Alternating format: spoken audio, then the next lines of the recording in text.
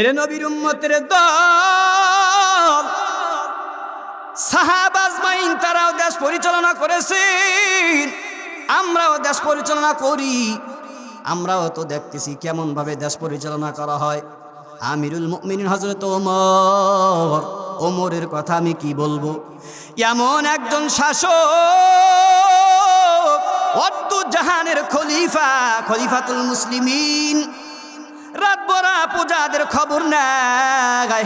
এর নবীর উম্মতের দল ঘুমানের মতো একটা বালিশ নাই, একটা ঘর নাই, ভালো পরিধানে একটা কাপড়ও নাই।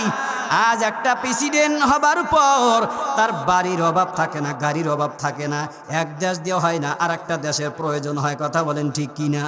আর ওমর এমন একজন সাহাবী যে অর্ধ জাহানের খলিফা হবার পর তার ঘুমানোর জন্য একটা বালিশ নাই। ওমর রাতের বেলা ঘুরে, মদিনার অলিতে গলিতে ঘুরে, আর পূজাদের খবর নাই। না জানি আমার কোন পূজার কি অবস্থা, খবর যদি আমি নিতে না পারি, হাসরের ময়দান আল্লাহ পাক রব্বুল আলামিনের কাঠ ধরাতে হবে। মুসলমান ইমানদার, ওয়ামা খালাকতুল জিন্না ওয়াল ইনসা ইল্লা লিয়াবুদুন।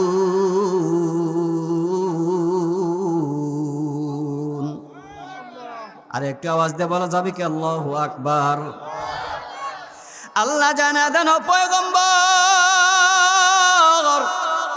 আমি আল্লাহ দুনিয়ার জমিনের মধ্যে জিন এবং ইনসানকে পাঠাইলাম।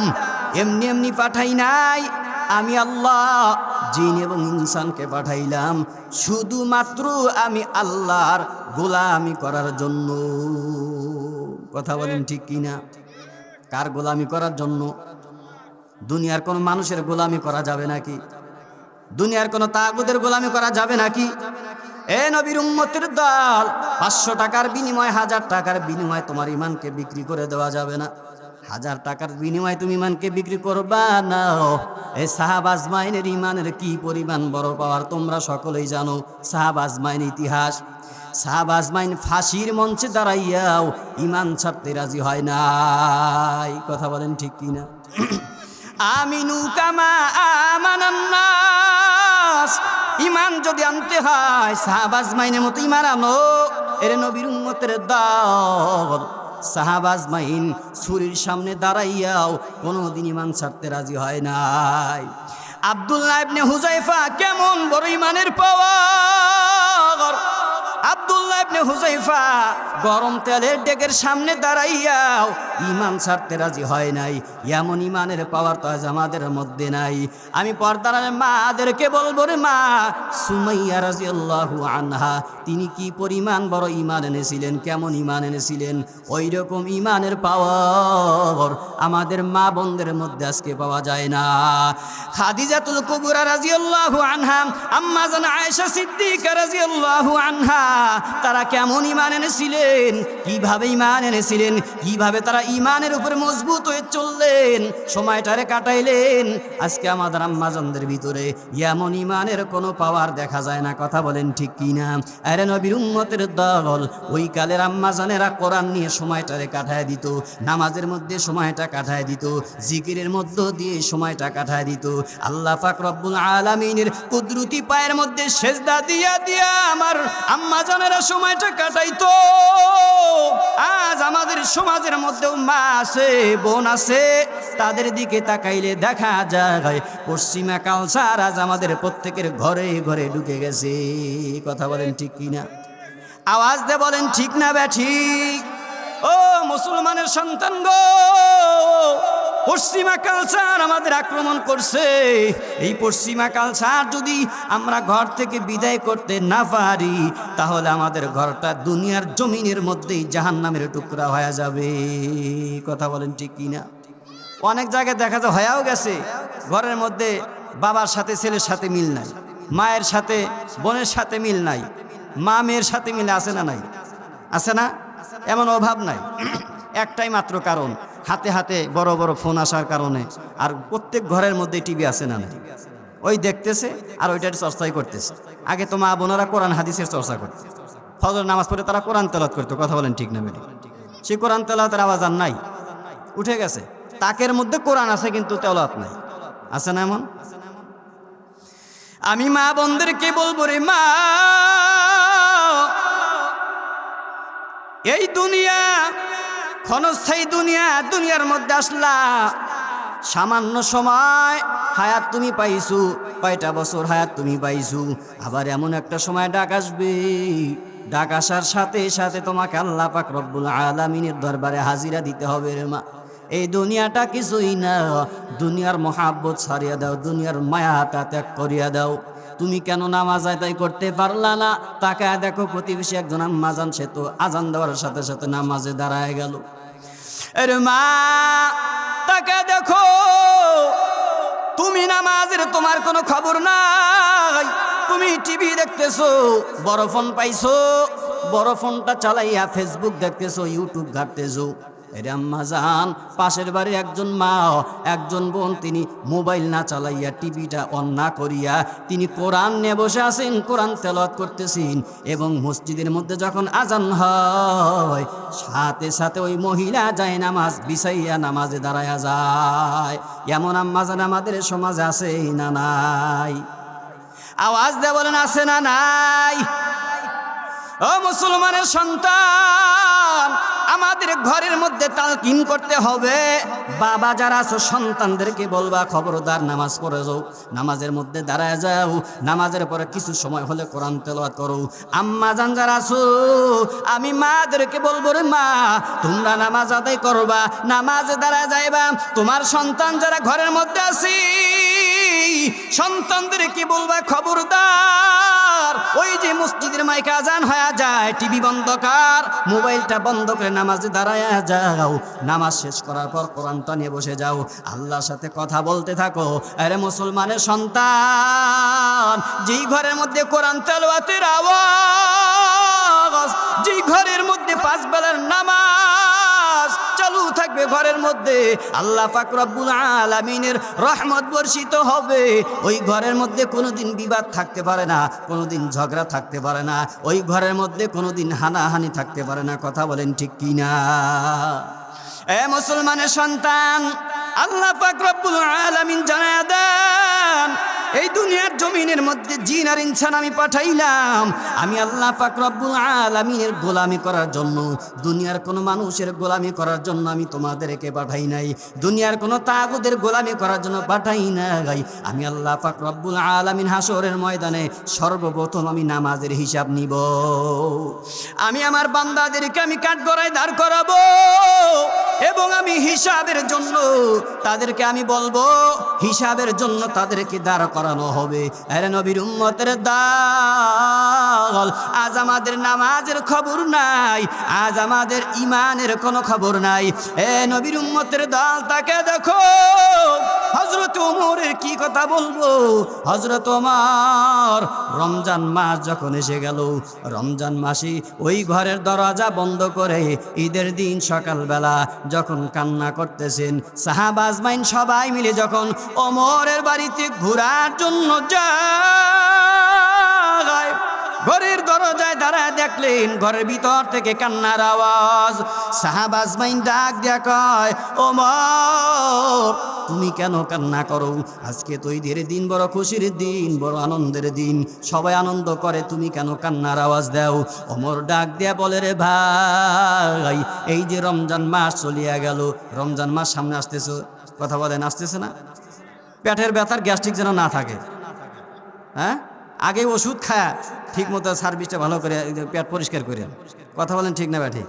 রমজান মাস আসলে পেটের ব্যথা, হুজুর থাকতে পারতেছি না, খুব কষ্ট হয়, ডাক্তার না করছে গ্যাস্ট্রিক, হ্যাঁ, গ্যাসে বলি না কেনা, সারা বছরই থাকে ওই গ্যাস, ওই পেটের ব্যথা সারা বছরই থাকে। আল্লাহ আমাদের সবাইকে কবুল করেন, বলেন আমিন। সামনে রমজান মাস আসতেছে, আমরা প্রত্যেকেই জানো 30টা রোজা আমরা আদায় করতে পারি, আমিন বলেন। আল্লাহ আমাদের সবাইকে তৌফিক দান করেন, বলেন আমিন। হযরত ওমর ঘরের ভিতর থেকে কান্নার আওয়াজ, সাহাবা আজমাইন বলতেছে, ওমর, তুমি কেন কান্না করো? আজকে ঈদের দিন, বড় আনন্দের দিন, সবাই বড় খুশি। কেন তুমি কান্নার আওয়াজ দাও? ওমর ডাক দিয়া বলে, ভাই রমজান মাস বিদায় নিয়ে চলে গেল, রমজান মাস চলে গেল, আমি নামাজ আদায় করলাম, আল্লাহ পাক রব্বুল আলামিন আমার নামাজ কবুল করলো কিনা আমার বড় ভাই, আমার বড় চিন্তা। আমি রমজান মাসে রোজা রাখলাম, আল্লাহ পাক রব্বুল আলামিন রোজাগুলো কবুল করলেন কিনা এটা বড় আমার চিন্তা, আমার বড় ভয়। রমজান মাস চলিয়া গেল, আমি আমার জীবনের সব গুনাহগুলো ক্ষমা করাইতে পারলাম কিনা আমার বড় চিন্তা। ও সাহাবীরা শুনে নাও, ভয় তো তার নাই, ভয় তো সে করবে না যার কোনো চিন্তা নাই, যার কোনো টেনশন নাই। আমি ওমরের বড় ভয়। আমি কোরআন তেলাওয়াত করলাম, আল্লাহ পাক রব্বুল আলামিন খুশি হইল কিনা আমার বড় চিন্তা, আমার বড় ভয়। এ মুসলমানের সন্তান, ও বালিগুগরের বৃদ্ধ, আমার বালিগুগরের যুবক ভাই, ওমরের মতো একজন সাহাবী, যে ওমরের মত অনুযায়ী, কথা অনুযায়ী আল্লাহ পাক রব্বুল আলামিন কোরআনের মধ্যে 20-এর অধিক আয়াত নাজিল করেছেন। ওই ওমরকে দেখলে শয়তান 40 দিন পর্যন্ত ওমরের রাস্তা দিয়ে চলতো না। কথা বলেন ঠিক না ব্যাঠিক? যেই ওমরের কথা নবীজি বলেছেন, আমার পরে যদি কোন নবী আসতো, আল্লাহ পাক রব্বুল আলামিন দুনিয়ার জমিনের মধ্যে যদি কোন নবী পাঠাইতেন, তাহলে আমার পরে কোন নবী পাঠাইলে হযরত ওমরকে নবী বানায় পাঠাইতেন। ওই ওমর পর্যন্ত ঈদের দিনে কান্নার আওয়াজ, ওমরের কেমন ভয়। ওই হযরত ওসমান গনি সাহাবী কবরের পাশে দাঁড়ায়া কান্নার আওয়াজ, সাহাবা আজমাইন পিছন থেকে ডাক দেওয়া, কয় ওসমান তুমি কেন কাঁদো? ওসমান ডাক দিয়ে বলতেন, ও ভাই আমি কেন কাঁদি জানো? এই যে কবর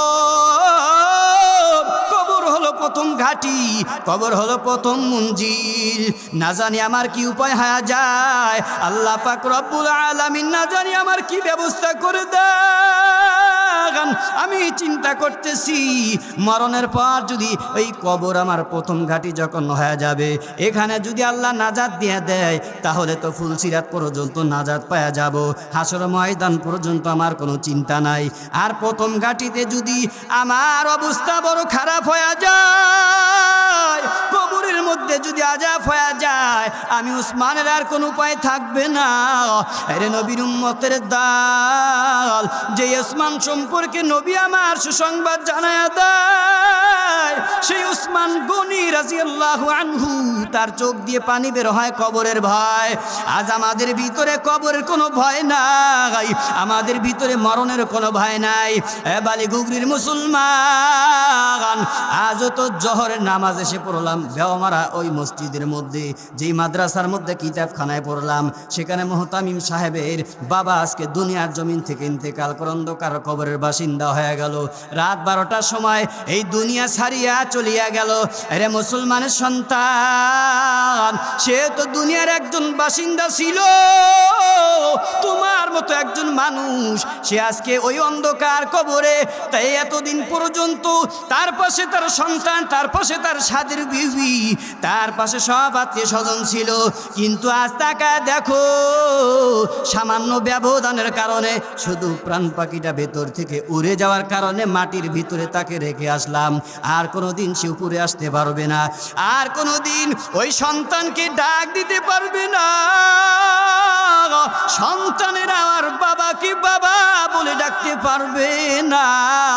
আরে নবীর উম্মতের দল, মরণ আমাদের একেবারে নিকটের মুমিন, কখনকার মরণ আসবে আমরা কেউ জানি না। আল্লাহ পাক রব্বুল আলামিন জানায় দেন, এ গোলাম, মরণ তোমার জন্য সর্বদা রেডি হয়ে আছে। আমি যখন আজরাইলকে আমি আল্লাহ অর্ডার দিয়ে দিব, সাথে সাথে তোমাকে ধরে ফেলবে। আরে নবীর উম্মতের দল, কি পরিমাণ সম্পদের মালিক হইছো, কি পরিমাণ বাড়ি গাড়ির মালিক হইছো, যে আমার আল্লাহকেই ভুলে আসো। এই দুনিয়ার মায়ায় পড়িও না। সাদ্দাতের সম্পদ কম ছিল না রে ভাই, কারুনের সম্পদ কম ছিল না, নমরুদের সম্পদ কম ছিল না, নমরুদের বাহাদুরিও কম ছিল না। নমরুদ ওই আল্লাহর সাথে যুদ্ধ করার জন্য রেডি। আসমানের দিকে যখন তীর ছুঁড়ে মারলো, তীর ছোড়ার সাথে সাথে আল্লাহ পাক রব্বুল আলামিন ফেরেশতাকে জানা দেয়, ওরে ফেরেশতা, ওই দেখ কত বড় নাফরমান, কত বড় বেঈমান, আমি আল্লাহর জমিনে থাকে, আমি আল্লাহর নিয়ামত ভোগ করার পর আমি আল্লাহর সাথে যুদ্ধ ঘোষণা করে। আরে ফেরেশতার দল একটা মাছ ওই তীরের মধ্যে লাগায় দে, আর সেই রক্ত যখন লেগে জমিনের মধ্যে আসলো, ওই জমিনের মধ্যে তীরটা যখন আসমান থেকে আসার পর নমরুদ তাকায় দেখলো তীরের আগার মধ্যে রক্ত। এবার নমরুদ বলে, ও ইব্রাহিম, তাকায় দেখো মুসলমানেরা, আমি আল্লাহর সাথে যুদ্ধ ঘোষণা করার পর আমি যখন আসমানে তীর মারলাম, আমি আল্লাহকে মেরে ফেলেছি। নাউজুবিল্লাহ আওয়াজ দেয়া বলেন, আর একটু আওয়াজ দেয়া বলেন নাউজুবিল্লাহ। আসমানের দিকে তীর ছোড়ার পর আল্লাহকে মেরে ফেলেছি, আওয়াজ দেয়া বলেন নাউজুবিল্লাহ। এরে নবীর উম্মতের দল, ওই নমরুদকে শায়েস্তা করার জন্য আল্লাহ পাক রব্বুল আলামিনের বড় কোনো বাহিনীর দরকার হয় নাই, কথা বলেন ঠিক কিনা? একটা মাত্র ল্যাংড়া মশা দিয়া নমরুদকে জুতা পিটা করে জমিন থেকে বিদায় করে দিয়েছে। আওয়াজ দেয়া বলেন ঠিক না বেঠি? ওই আল্লাহ আছে না নাই? বেশি বুঝবাতে জুতা পিটা করে এই বাংলার জমিন থেকে তোমাদেরকে তাড়া দেওয়া হবে, কথা বলেন ঠিক না বেঠি? যায় নাই? যারা বেশি বুঝছে তারা কি আছে নাকি জমিনের মধ্যে? আছে। যা দুই একটা আছে দূরের গর্তের মধ্যে পলায় আছে, কথা বলেন ঠিক না বেঠে? এইরকম যেন না হয়, সামনে যারা আসবার চিন্তা ভাবনা করে আইসো। বেশি বুঝবাতে বাংলার জমিনের মধ্যে কোনো জায়গা হবে না, কথা বলেন ঠিক না বেঠে? কোরআন হাদিস দিয়ে এই দেশ পরিচালনা করা হবে ইনশাআল্লাহ। ও মুসলমান ইমানদার, আজ আমরা দুনিয়ার শাসকদের দিকে তাকাও। ইউনিয়ন পরিষদের মধ্যে যখন ওই সরকারি কোনো ভাতা চলে আসে, এর গরিবের কোনো খবর নাই। গরিবেরা যখন ওখানে কোনো কার্ডের জন্য যায়, কোনো সুপারিশের জন্য যায়, ওই তাদেরকে ওই কার্ডটা ওই টাকা দিয়ে বিক্রি করা হয়, কথা বলেন আছে না নাই? আপনাদের এখানে না থাকলে আমাদের এলাকায় অভাব নাই। ওই কার্ড দেওয়া হয় সরকার থেকে গরিবদেরকে মাংনা দেওয়ার জন্য, আর ওই কার্ড তারা টাকা দিয়ে বিক্রি করে ওই ওয়ার্ডের মেম্বারেরা। আগামীতে সময় আসতেছে, আপনারাই নির্বাচন করবেন আমরা কোন পথে যাব, কথা বলেন ঠিক কি না? আমি কারো বিরুদ্ধে বলি নাই, আমাদের ইচ্ছা, বাক স্বাধীনতা আছে না নাই? সামনে আমরা নিজেরা ইচ্ছা করে আমাদের যেটা ভালো মনে হবে আমরা সেই দিকে যাব, কথা বলেন ঠিক না বেটা? আমরা মুসলমান না? আমরা মুসলমানের সন্তান, এটা তো সত্য। এরে নবীর উম্মতের দল, সাহাবা আজমাইন তারাও দেশ পরিচালনা করেছেন, আমরাও দেশ পরিচালনা করি। আমরাও তো দেখতেছি কেমন ভাবে দেশ পরিচালনা করা হয়। আমিরুল মুমিনিন হযরত ওমরের কথা আমি কি বলবো? এমন একজন শাসক, জাহানের খলিফাতুল মুসলিমিন, রাত ভরা পূজাদের খবর নাই। এর নবীর উম্মতের দল, ঘুমানের মতো একটা বালিশ নাই, একটা ঘর নাই, ভালো পরিধানে একটা কাপড়ও নাই। আজ একটা প্রেসিডেন্ট হবার পর তার বাড়ির অভাব থাকে না, গাড়ির অভাব থাকে না, এক দেশ দেওয়া হয় না আর একটা দেশের প্রয়োজন হয়, কথা বলেন ঠিক কিনা? আর ওমর এমন একজন সাহাবী যে জাহানের খলিফা হবার পর তার ঘুমানোর জন্য একটা বালিশ নাই। ওমর রাতের বেলা ঘুরে, মদিনার অলিতে গলিতে ঘুরে, আর পূজাদের খবর নাই। না জানি আমার কোন পূজার কি অবস্থা, খবর যদি আমি নিতে না পারি, হাসরের ময়দান আল্লাহ পাক রব্বুল আলামিনের কাঠগড়ায় দাঁড়াতে হবে। আমিরুল মুমিনিন হযরত ওমর রাতের বেলা মদিনার একটা গলি দিয়ে যাইতেছেন, যাবার পথে তাকায় দেখলেন পাহাড়ের এক চূড়ার মধ্যে টিপ টিপ করে একটা ঝুপটি ঘরের মধ্যে আগুন জ্বলতেছেন। এবার ওমর ভাবতেছে রাত্রিবেলায় কি জন্য গভীর রাত, এত রাত্রে ওখানে আগুন জ্বলে, মনে হয় কোনো খারাপ কোনো কাজ চলতেছে। এবার ওমর আস্তে আস্তে যখন ওই ঝুপটি ঘর আগুনের নিকটে যায়, যাবার পর তাকায় দেখলেন সেখানে একজন বৃদ্ধা মা ওই চুলার মধ্যে আগুন জ্বালাইয়া ওই আগুনের মধ্যে ওই চুলার মধ্যে একটা পাতিল দিয়া ওর মধ্যে ওর ভিতরে পানি দিয়ে পানিগুলো জ্বালাইতেছেন। ওমর এবার ডাক দিয়া কয়, রে মা কি করতেছো তুমি? ওই বৃদ্ধা মহিলার পাশে আবার দুইজন সন্তান মায়ের কাছে কান্না করে করে বলতেছে, রে মা খাবার দাও, খাবার দাও, ক্ষুধার যন্ত্রণা সহ্য হয় না রে মা, একটু আমাদের জন্য খাবারের ব্যবস্থা করো।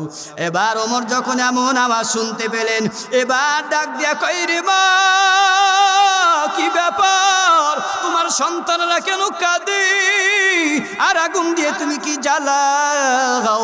এবার ওই বৃদ্ধা মহিলা ডাক দিয়া কয়, রে পতি তোমারে তো আমি চিনি না। ওমর ডাক দিয়া কয়, রে মা ঘটনা খুলে বলো দেখি, তোমার জন্য আমি কিছু করতে পারি কিনা রে মা। এবার বৃদ্ধা মহিলা কয়, আমি শুনছি এই দেশের বাদশাহ হলো খলিফাতুল মুসলিমিন হযরত ওমর। এ পতিক ভালো করে শুনো, আজ আমাদের ঘরের মধ্যে দীর্ঘদিন যাবৎ কোনো খাবার নাই, খাবার নাই, ক্ষুধার যন্ত্রণায় আমার সন্তানেরা বড় কাতর, ক্ষুধার যন্ত্রণায় আমার এই সন্তানগুলোর দিকে তাকা দেখো, ওই পেটের চামড়া পিঠের সাথে লেগে গেছে, ক্ষুধার যন্ত্রণায় কেউ ঘুমায় না, ওই সন্তানরা কান্না করে করে ঘুমায় গেল। মা তাদেরকে বলল, সন্তান একটু দেরি করো, তোমাদের জন্য খাবার রান্না করতেছি। এর রাস্তার প্রতীক তাকায় দেখো, এই পাতিলের মধ্যে কোনো খাবার নাই, আমি মা শুধু পানি গরম করতেছি, পানি, আমি পানি গরম করতেছি, আমার সন্তান ঘুমায় আছে, ঘুমায় গেল কান্না করে করে। আবার যখন তারা জাগ্রত হয়ে যাবে, হবার পর বলবে, মা খাবার দাও, খাবার দাও। আমি মা কোথায় পাবো খাবার, আমার ঘরে তো কোনো খাবার নাই, 7 দিন যাবত কোনো খাবার নাই। পতিক তুমি ভালো করে শুনে নেও, এই ওমরকে আমি হাসুরের ময়দানে কাঠগড়ায় আমি দাঁড় করায় দিব, আল্লাহর কাছে আমি বিচার দায়ের করব, আমি তার কাছে মামলা দিয়া দিব যে আল্লাহ তুমি এমন একজন বিচারক বানাইছো যে বিচারক থাকার পর আমার সন্তানেরা না খেয়ে দুনিয়া থেকে বিদায় নিয়ে যায়। ওমর এবার ডাক দিয়া কয়, রে মা একটু দেরি করো রে মা, দেখি তোমার জন্য আমি কিছু করতে পারি কিনা। ওমর এবার ওই বাইতুল মালের দিকে দৌড়ে যায়, খাদিম আসলামকে ডাক দিয়া কয়, রে আসলাম জলদি করে এই গুদামের ঘর খুলে দাও, জলদি করে খাদ্যর ঘরটা খুলে দাও। এবার আসলাম যখন তালা খুলে দিল, এবার আমিরুল মুমিনিন হযরত ওমর খলিফাতুল মুসলিমিন বলে, রে আসলাম জলদি করে আটার বস্তা আমি আমিরুল মুমিনিন ওমরের মাথার মধ্যে তুলে দাও। আসলাম ডাক দিয়া কয়, আমিরুল মুমিনিন আমি হলাম আপনার একজন খাদেম, আমি খাদেম থাকার পর কেন আপনার মাথার মধ্যে আঠার বস্তা তুলে দিব? না, কোনোদিন হতে পারে না, পারে না। এবার ওমর ডাক দিয়া কয়, আসলাম তুমি কি হাসরের ময়দানে আল্লাহ পাক রব্বুল আলামিনের কাঠগড়ায় আমি ওমরকে দাঁড় করাতে চাও? আসলাম ডাক দিয়া কয়, আমিরুল মুমিনিন না না, আমি আপনাকে হাসরের ময়দানে আল্লাহ পাক রব্বুল আলামিনের কাঠগড়ায় আমি দাঁড় করাতে চাই না। এবার ওমর ডাক দিয়া বলল, তাহলে জলদি করে আমার মাথার মধ্যে আটার বস্তা তুলে দাও, আমার কাজ আমাকেই করতে হবে।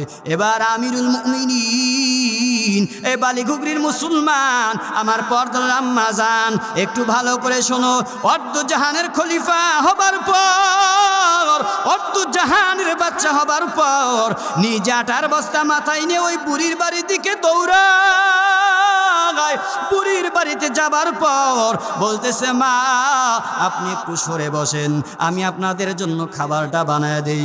এবার ওই ওমর অর্ধ জাহানের খলিফাতুল মুসলিমিন নিজ হাতে আটাগুলো গোলালেন এবং নিজ হাতে রুটি যখন বানাইলেন, ডাক দিয়ে বলতেছে আম্মা যান আপনাদের সন্তানদেরকে ডাক দেন, আমি ওমর একটু নিজে হাতে আমি তাদেরকে খানা খাওয়াতে যাই। এবার যখন ওই সন্তানদেরকে ডাক দিয়ে দিল, এবার ওমর নিজ হাতে ওই সন্তানদেরকে রুটিগুলো খাওয়ালেন এবং আম্মাজানকে খেতে দিয়ে বললেন আম্মাজান আপনাদেরকে আটার বস্তা দিয়ে গেলাম, এই ময়দার আটা শেষ হবার আগে আগে আমি আবার দেখবো আপনাদের জন্য কিছু করা যায় কিনা। এবার ওমর সেখান থেকে বিদায় নিয়ে চলে আসলেন। ফজরের নামাজ পড়ার পর সাহাবাজ বাইনদেরকে নিয়ে নবীজির সাহাবাদেরকে নিয়ে যখন বসলেন, বসার পর ঘোষণা দিয়ে দিলেন, বার্তাবাহককে পাঠায় দিলেন, ওই যে পাহাড়ের চূড়ার মধ্যে একটা ঝুপড়ি ঘর, সেখানে একজন বৃদ্ধা মহিলা আছে, 2 জন সন্তান সহ, ওই বৃদ্ধা মহিলাকে আমার দরবারে হাজির করো। এবার বার্তাবাহক যখন ওই বৃদ্ধা মহিলার দরবারে চলে যায়, ওই বৃদ্ধা মহিলার বাড়িতে যাবার পর ডাক দিয়ে বলতেছে, বৃদ্ধা মহিলা আমিরুল মুমিনিন খলিফাতুল মুসলিমিন আপনাকে তলব করেছে, আপনাকে যাওয়ার জন্য আদেশ করেছেন। এবার যখন ওই মহিলা এমন কথা শুনলো, এবার মহিলা বড় ভয় পেয়ে গেল, আতঙ্ক হয়ে গেল, না জানি গতকালকের খবর ওমরকে জানায় দেওয়া হয়েছে, আজ আমার কোনো বাচন না গাই, আমার মনে হয় দুনিয়াতে আর থাকা হবে না। ওই সন্তানদের কি বৃদ্ধা মহিলা ডাক দিয়ে কই, ও সন্তানের দল, সন্তানেরা আমি মায়ের চেহারা ভালো করে দেখে নাও, আমার মনে হয় দুনিয়ার জমিনের মধ্যে আর আমার থাকা হবে না। রাত্রিবেলার খবর মনে হয় ওমর জেনেছে, ওমর এমন একজন শাসক, আমার মনে হয় ফাঁসি হয়ে যাবে, আমি আর দুনিয়ার জমিনের মধ্যে থাকতে পারবো না, ভালো করে আমাকে দেখে নাও। এবার যখন সন্তানদের কি ওই ঘরের মধ্যে রাখিয়া বার্তাবাহকের সাথে যখন ওই বৃদ্ধা মহিলা ওমরের দরবারে রওনা দেয়, এবার মসজিদের দরজার মধ্যে দাঁড়ায়া তাকায় দেখতেছিন, গতকালকে যেই যুবকের সাথে সাক্ষাৎ হয়ে গেল, যেই যুবক নিজে ময়দার বস্তা মাথায় নিয়ে এসে নিজে রুটি বানাইয়া সন্তানদেরকে খাওয়াইলো, এই যুবককে দেখা যায়। এবার বৃদ্ধা মহিলা ওমরকে দেখার পর থরথর করে কাঁপতেছে, আর তিনি কথা বলতে পারতেছেন না এবং মনে মনে ভয়, আজকে তো আমার কোনো বাচন নাই, আজকে তো আমাকে মেরেই ফেলা হবে। ওমর এবার ডাক দিয়ে বলতেছে, রে মা আপনার কোনো ভয় নাই, আপনার কোনো ভয় নাই, আজকে আসামি তো আপনি না, আজকের দিনে আসামি হলাম আমি ওমর। ও মা আপনার কোনো ভয় নাই। হাতের মধ্যে একটা পাগড়ি নিয়া আম্মাজানের হাতের মধ্যে এক মাথা দিয়া বলে, আম্মাজান আমার গলার মধ্যে লাগাইয়া আজকের দিনে আসামি আমি, গলার মধ্যে লাগাইয়া মদিনার জমিনের মধ্যে অলিতে গলিতে ঘুরাইয়া আপনি আমাকে শাস্তি দেন। এরপর আল্লাহ পাক রব্বুল আলামিনের দরবারে হাসরের ময়দানে ওই কাঠগড়ার মধ্যে আমাকে দাঁড় করেন না, কারণ ওই জাহান্নামের আগুন বড় কঠিন। আমি ওমর বড় জাহান্নামের আগুনকে ভয় পাই, আমি ওমর বড় আল্লাহর শাস্তিকে ভয় পাই। ও আমার পর্দার আল্লাহর মাগো, ওমরের মতো সাহাবী তার অন্তরের মধ্যে কেমন ভয়, আজ আমাদের অন্তরে কোনো ভয় নাই, আজ আমাদের অন্তরের মধ্যে জাহান্নামের কোনো ভয় নাই, জাহান্নামের শাস্তির কোনো ভয় নাই।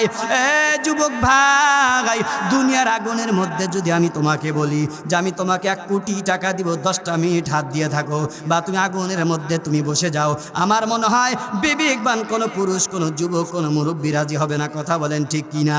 কারণ দুনিয়ার সাধারণ আগুনের মধ্যে একটা সেকেন্ড হাত দেওয়ার কোনো সুযোগ নাই, হাত দেওয়ার শক্তি কারো নাই। এই সাধারণ রোদের তাপ আমাদের সহ্য হয় না, ওই জাহান্নামের আগুন আমরা কেমনে সহ্য করব? ওই জাহান্নামের আগুন হাসরের ময়দানে এমন আওয়াজ করবে, আল্লাহ পাক রব্বুল আলামিন যখন ফেরেশতাদেরকে বলবি, এরে ফেরেশতার দল ওই জাহান্নামকে হাজির কর, 70,000 ফেরেশতা 70,000 সেকুল দিয়ে জাহান্নামকে বাঁধিয়া যখন উপস্থিত করবে, জাহান্নাম এমন ভাবে গর্জন করবে, এমন আওয়াজ করবে, এরে নবীর উম্মতের দল, সেই আওয়াজের কারণে এই বান্দাদের কলিজা পর্যন্ত ফেটে যাবে, ভয়াতঙ্ক হয়ে যাবে এবং জাহান্নাম আওয়াজ দিয়ে বলবে, রে মালিক, আয় আল্লাহ, ওই নাফরমানের দলেরা কই, ওই নাফরমানদেরকে আমার পেটের মধ্যে দাও, ওই বেঈমানদেরকে আমার পেটের মধ্যে দাও, যারা নাকি দুনিয়ার মধ্যে আপনার হাজারো নিয়ামত পাবার পর আপনার গোলামি করে নাই, আপনার কুদরতি পায়ে সেজদা দেয় নাই, আপনার কালামুল্লাহ পড়ে নাই, নামাজ আদায় করতে পারে নাই, ভালো কাজের সাথে শরীক হতে পারে নাই, ওই বেঈমানদেরকে আমি জাহান্নামের মধ্যে দাও। ওই জাহান্নামের আগুনের ভয়, ওই জাহান্নামের আওয়াজের ভয়, হাসরের ময়দানে মূসা নবীর মতো একজন পয়গম্বর, মূসা নবী আরশে আজিমের খুঁটি ধরে আল্লাহকে বলবে, হে মালিক, আজকে জাহান্নামের যে আওয়াজ, জাহান্নামের যে ভয়ঙ্কর আওয়াজ, এই আওয়াজের শুনে আমার এত ভয়, আয় আল্লাহ, আজকের দিনে আমি মূসা নবী আমার মাকে চাই না, আমার বোনকে চাই না, আমার বাবাকে চাই না, আমার কোনো স্বজনকে চাই না, ও মালিক, এই জাহান্নামের আগুন থেকে আমি মূসা নবীকে বাঁচাও। ইব্রাহিম নবী আওয়াজ দিয়ে বলবে, আয় আল্লাহ, আজকের এই দিনের মধ্যে আমি আমার বাবাকে চাই না, মাকে চাই না, আমি নবীকে বাঁচাতে চাই, আমি ইব্রাহিমকে আপনি বাঁচান। ঈসা নবী ডাক দিয়ে বলবে, রে আল্লাহ, আজকের এই ভয়ঙ্কর দিনে আমি আমার মাকে চাই না, বাবাকে চাই না, আমি আমাকে জাহান্নামের আগুন থেকে বাঁচাতে চাই। এরে নবীর উম্মতের দল, যেই নবীর সুন্নতের মহাব্বত আমাদের ভিতরে নাই, যেই নবীর সুন্নতের ভালোবাসা আমাদের অন্তরে নাই, শুধু মুখে মুখে আছে, অন্তরে নাই। এরে নবীর উম্মতের দল, মায়ার নবী আমার সেই দিন উম্মতের জন্য সিজদায় পড়ে কান্নার আওয়াজ, আল্লাহ পাক রব্বুল আলামিন ডাক দিয়ে বলবে, পয়গম্বর, দুনিয়ার জমিনের মধ্যে আপনাকে পাঠাইলাম, দুনিয়ার জমিনের মধ্যে আপনি অনেক কাঁদা কাঁদছেন। আরে নবীর উম্মতের দল, নবী আমার যখন ওই সিজদায় পড়ে কাঁদবেন, আল্লাহ পাক রব্বুল আলামিন ডাক দিয়ে বলবে, ও পয়গম্বর, আপনি আর কাঁদবেন না, দুনিয়াতে আপনাকে অনেক কাঁদাইছি, দুনিয়াতে আপনাকে অনেক কষ্ট দিয়েছি, ওই উহুদের জমিনের মধ্যে বেঈমানেরা দান দান মুবারক আপনার শহীদ করে দিয়েছে, দিনটা প্রতিষ্ঠা করার জন্য এত কষ্ট আপনি করছেন, ক্ষুধার যন্ত্রণা লাগাই আমি আল্লাহ আপনাকে কষ্ট দিছি, আজকে হাসরের ময়দান আমি আল্লাহ কথা দিলাম আপনাকে আর কাঁদাবো না, আপনি মাথা উঠান, আপনার উম্মত কি বাছাই করে করে আপনার যাকে পছন্দ হয় তাকে বাছাই করে করে জান্নাতের ভিতরে নিয়ে যান।